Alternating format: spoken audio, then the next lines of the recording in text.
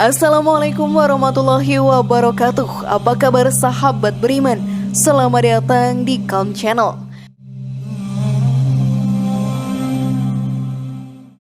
Kebahagiaan dan kesuksesan adalah dua hal yang hampir menjadi tujuan hidup semua orang. Namun di balik dua hal tersebut kadang orang-orang menjadi lupa siapa yang memberikan kenikmatan kepadanya. Hati nurani mereka telah tertutup oleh kesenangan dunia yang hanya sementara. Inilah yang terjadi pada kaum 'Ad pada masa Nabi Hud alaihi salam. Halo sahabat beriman, seperti apakah kisahnya? Dan sedahsyat apa azab yang menimpa mereka? Tonton video ini hingga akhir ya, agar pemahaman kalian utuh dan tidak tersesat. Berikut ini kisah Nabi Hud dan kaum 'Ad yang diazab angin kencang versi dari Calm Channel.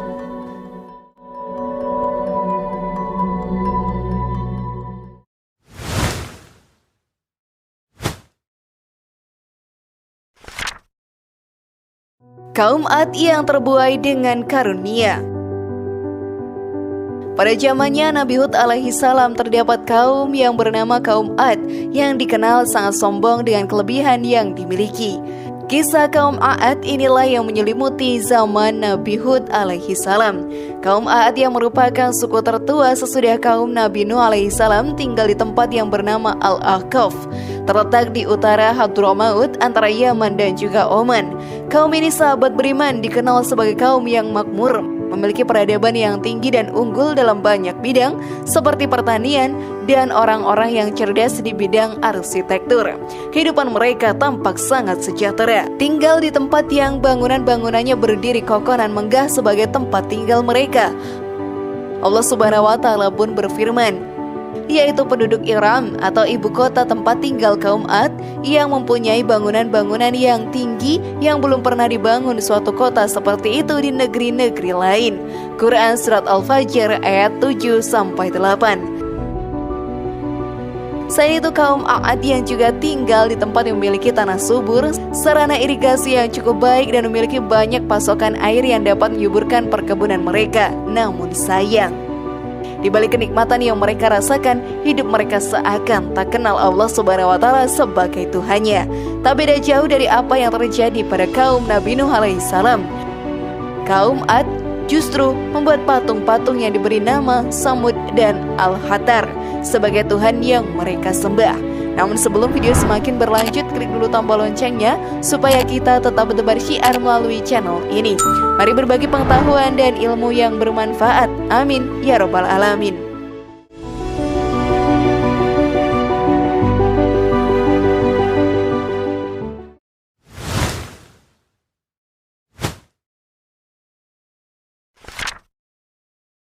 Diutusnya Nabi Hud alaihi salam. Nikmat yang diberikan Allah Subhanahu wa Ta'ala itu tak lantas membuat kaum 'Ad bersyukur. Mereka pun menjalani hidup dengan penuh kesombongan. Bukan hanya sombong, kaum 'Ad juga menyekutukan Allah dengan menyembah berhala, yaitu Sadan, Samud dan juga Hira.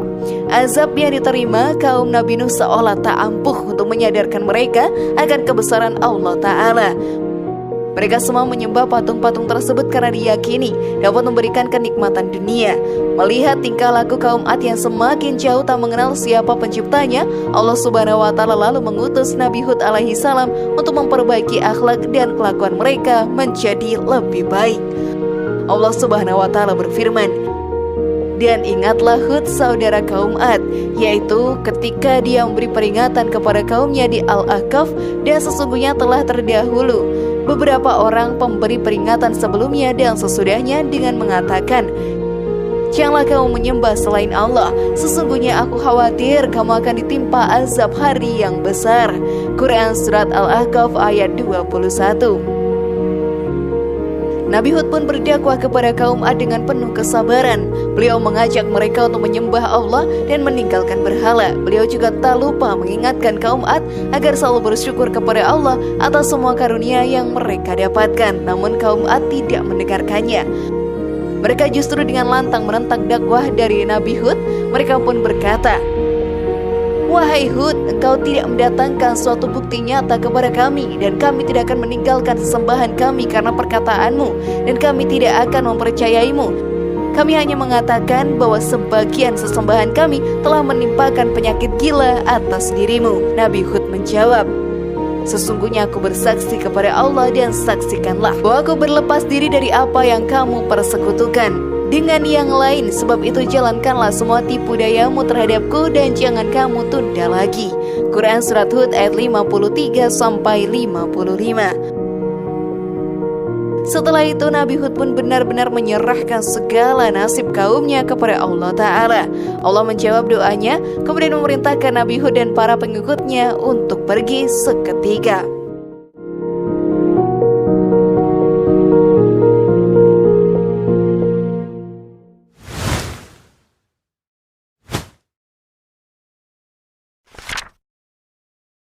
Azab dan kehancuran kaum Ad. Selepas kepergian Nabi Hud, azab benar-benar datang menimpa kaum Ad. Azab pertama sahabat beriman yang diterima mereka adalah mandulnya para kaum wanita kaum Ad. Bersamaan dengan itu negeri mereka pun dilanda kemarau yang sangatlah panjang. Mereka tidak mendapat hujan selama 3 tahun tanpa henti.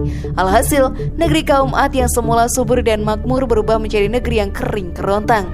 Tak ada lagi sungai yang mengalir, tanah mulai retak, ladang kekeringan. Dan begitu pula dengan pohon yang menjadi layu dan mati, serta binatang yang tak sanggup hidup lagi. Nabi Hud pun mulai terus berdakwah. Ia kembali mengingatkan kaum Ad agar kembali ke jalan yang benar. Namun meskipun telah menerima azab yang begitu berat, mereka tak kunjung sadar. Kaum Ad masih tidak percaya akan kuasa Allah Ta'ala. Mereka malah menghadap berhala-berhala dan memohon perlindungan dari musibah yang mereka hadapi.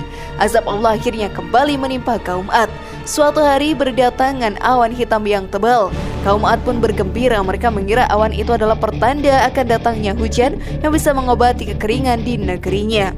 Alih-alih menjadi rahmat, awan itu pun justru membawa kehancuran bagi kaum Ad sebagai pembalasan Allah. Bukan hujan yang turun dari awan tebal hitam itu, melainkan angin topan yang sangat dahsyat disertai dengan gemuruh yang mengerikan.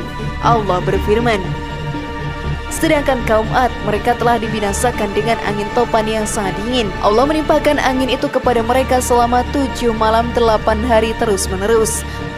Maka kamu melihat kaum Ad pada waktu itu mati bergelimpangan seperti batang-batang pohon kurma yang telah kosong atau lapuk. Quran Surat Al-Haqqah ayat 6-7. Angin dingin terus bertiup hingga 8 hari 7 malam, sampai akhirnya semua kaum Ad musnah dan tak ada satupun orang di antara mereka yang tersisa.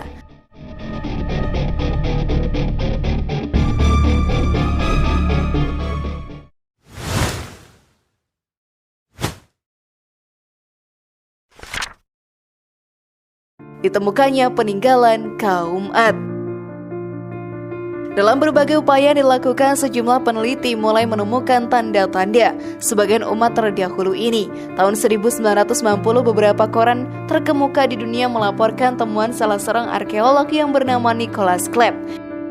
Dan keberadaan kaum Ad menjadi headline dalam sejumlah media besar saat itu.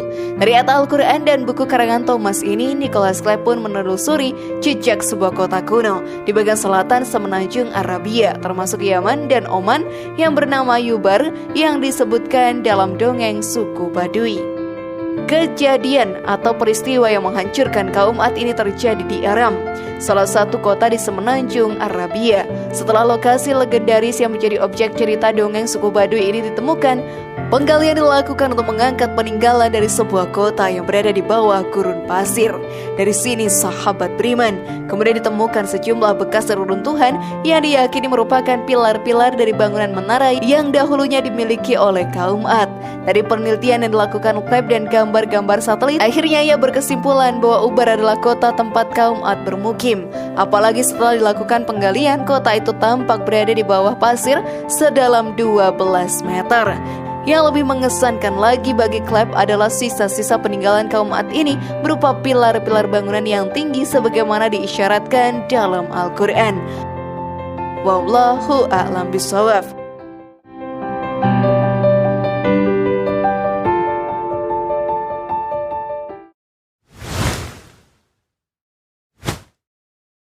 Bagaimana sahabat beriman? Masihkah berani sombong ke hadapan Allah sekarang?